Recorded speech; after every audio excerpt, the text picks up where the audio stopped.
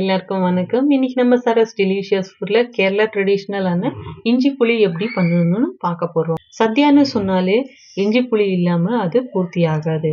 வாங்க வீடியோக்குள்ள போலாம். இஞ்சி புளி பண்றதுக்கு ஃப்ரெஷ்ஷான இஞ்சி 200 கிராம் எடுத்துக்கின்னு அதை வாஷ் பண்ணி தோலெல்லாம் ரிமூவ் பண்ணி பொடியை கட் பண்ணி வச்சுக்கணும். இப்போ பொடியை கட் பண்ணி வச்சிருக்கிற இஞ்சியை ஒரு பாத்திரத்துல தண்ணி ஊற்றி இந்த மாதிரி நல்லா வாஷ் பண்ணிக்கின்னு நல்லா ஸ்குவீஸ் பண்ணி எடுத்துக்கலாம்.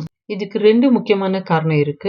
இஞ்சில இருக்கிற அதிகமான கார்பு அண்ட் கசப்பு இது கம்மி பண்ணும். அப்பதான் நம்ம இஞ்சி புளியோட ஸ்வீட் அண்ட் சாட் டேஸ்ட் நல்லா பேலன்ஸா கிடைக்கும்.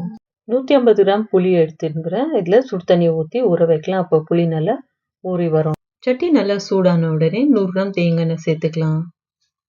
பொடியா நறுக்கி வச்சிருக்கிற இஞ்சியை சேர்த்துக்கலாம். நம்ம வாஷ் பண்ணிட்டு ஸ்குவீஸ் பண்ணும்போது இஞ்சில இருக்கிற மாய்ஸ்சர் மொத்தமா போயிடும். இப்படி பண்ணதுக்கு அப்புறமா ஃப்ரை பண்ணா இஞ்சியோட துண்டுகள் எல்லாமே ஒன்னோட ஒன்று ஒட்டாம நல்லா கோல்டன் ப்ரௌனா நல்லா கிறிஸ்பியா கிடைக்கும். இப்போ இஞ்சி வதங்கக்குள்ளவே பொடியா நறுக்கி வச்சுக்கிற பச்சை மிளகாய் ஒரு 20, 2 கொத்து கருவேப்பிலை சேர்த்து நல்லா கோல்டன் ப்ரௌன் ஆகிற மட்டும் நல்லா வதக்கிக்கலாம். அடிக்கடி இந்த மாதிரி கிளறி விடணும், இல்லைன்னா அடி பிடிச்சிடும்.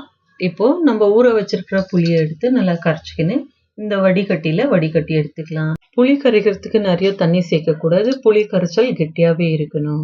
இஞ்சி புளி செய்யறதுக்கு கருப்பு புளி எடுத்துக்கணும், அதாவது பழைய புளி எடுத்துக்கணும்னா இஞ்சி புளி ரொம்ப டேஸ்டா இருக்கும். ஆனா என்கிட்ட புது புளி இருந்ததுனால நான் இதுலயே சேர்ந்துருக்கேன். இந்த மாதிரி ஸ்பூனை வச்சு நல்லா மிக்ஸ் பண்ணி விடலாம். பாருங்க, நம்மளோட புளி கரைச்சல் ரெடி ஆயிடுச்சு. நம்ம வதக்கிட்டு இருந்த இஞ்சியும் நல்லா கோல்டன் ப்ரௌனா ரோஸ்ட் ஆயிட்டு இருக்குது. பாருங்க, இதுதான் கரெக்டான கன்சிஸ்டன்சி. இப்போ நம்ம கரைச்சி வச்சிருக்கிற புளி கரைசலை ஊற்றிக்கலாம். இப்போ ஊற்றிட்டு நல்லா மிக்ஸ் பண்ணிக்கணும்.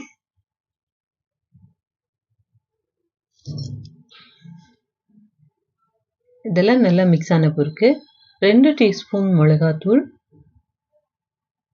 1/2 ஸ்பூன் மஞ்சள் தூள், கொஞ்சமாக உப்பு சேர்த்துக்கணும். கடைசியாக நம்ம உப்பு பார்த்துக்கலாம். இப்போ கொஞ்சமாக சேர்த்துக்கலாம். சேர்த்து இந்த மாதிரி நல்லா மிக்ஸ் பண்ணி கொடுத்துட்டு ஒரு மூடி போட்டு ஒரு 15 நிமிஷம் மீடியம் ஃப்ளேமில் வச்சு நல்லா கொதிக்க விடலாம். இந்த புளியோட பச்சை வாசனை போகிற மட்டும் நல்லா கொதிச்ச பிறகு பாருங்க எவ்வளோ கெட்டியாயிட்டு இருக்குது. இதை நல்லா மிக்ஸ் பண்ணி கொடுக்கணும். நல்லா மிக்ஸ் பண்ணி லோ ஃப்ளேமுக்கு வச்சிடணும். 150 கிராம் வெல்லத்தை தண்ணியில் கரைச்சிட்டு வடிகட்டி எடுத்து வச்சிருக்கிறேன். இதை இப்போ இதில் சேர்த்துக்கலாம். நீங்கள் வேணா பாவு கூட எடுத்துக்கலாம். ஊற்றிட்டு நல்லா மிக்ஸ் பண்ணிக்கலாம். 1/2 ஸ்பூன் பெருங்காயம் சேர்த்துக்கலாம். இப்போ நல்லா மிக்ஸ் பண்ணி விடணும்.